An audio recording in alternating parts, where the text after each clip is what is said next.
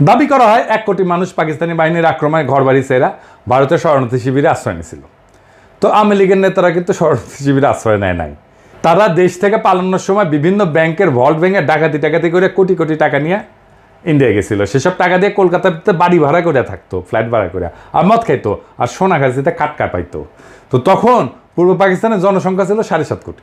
বাংলাদেশের গ্রামের সংখ্যা 68,000-এর মতো, আমরা এটা জানি। 7.5 কোটি মানুষের মধ্যে 1 কোটি মানুষ নিজের ঘর বাড়ি ছেড়ে রোহিঙ্গা ফিলিস্তিনিদের মতো অন্য দেশের রিফিউজি হিসেবে আশ্রয় নয়, এটা তো একটা ভয়াবহ ঘটনা।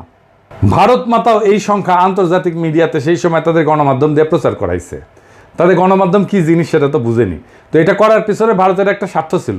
ভারত এই ব্যাপারে আন্তর্জাতিকভাবে প্রচার করিয়া আমেরিকা, ইউরোপের অন্যান্য দেশ থেকে খাদ্য, ওষুধ, সাহায্য, এগুলো অন্যান্য প্রয়োজনীয় সামগ্রিক গ্র্যান্ট হিসেবে আনতো।